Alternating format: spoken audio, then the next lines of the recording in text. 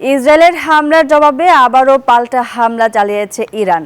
দেশটির রাজধানী Tel Aviv এবং জেরুজালেমের বিভিন্ন লক্ষ্যবস্তুতে আঘাত হেনেছে ইরানের মিসাইল। এতে একজন নিহত এবং আহত হয়েছে অন্তত ৬৩ জন। এদিকে ইসরায়েলের অব্যাহত হামলায় নিহতের সংখ্যা বেড়ে দাঁড়িয়েছে ৭৮ জনে। শনিবার মধ্যরাতের পরপর ইরানের কয়েক দফা হামলায় কেঁপে ওঠে ইসরায়েল। তেল আবিব এবং জেরুজালেম লক্ষ্য করে অনবরত মিসাইল ছুড়ে তেহরান। টার্গেট করা হয় একাধিক সামরিক স্থাপনা, ঘটে হতাহতের ঘটনা। এরই মধ্যে আরও হামলার শঙ্কায় নাগরিকদের নিরাপদ আশ্রয়ে সরিয়ে নিচ্ছে দেশটির সেনাবাহিনী।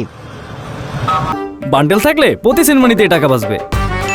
বিকাশ সেনমানি বান্ডেল কিনে জিতুন প্রতি লেনদেনে। ইরানের হামলার পরপরই বাংকারে আশ্রয় নেন নেতানিয়াহু সহ নিরাপত্তা বাহিনীর প্রধান এবং উচ্চপদস্থ মন্ত্রীরা।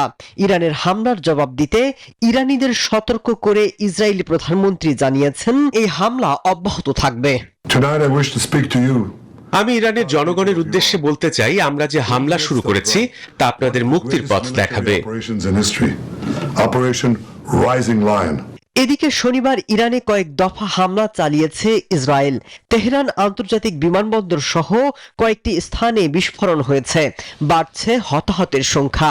ইরানের সর্বোচ্চ ধর্মীয় নেতা আয়াতুল্লাহ আলী খামেনি জানিয়েছেন, ইসরায়েল যে যুদ্ধ শুরু করেছে তাতে পিছু টান দেওয়ার সুযোগ নেই।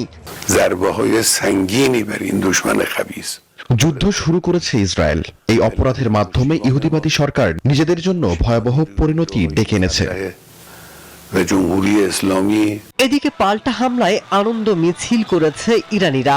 দেশটির রাজধানী তেহরানে জাতীয় পতাকা হাতে শত শত নাগরিক উচ্ছ্বাস প্রকাশ করে। মাসুদ রানা, নিউজ 24।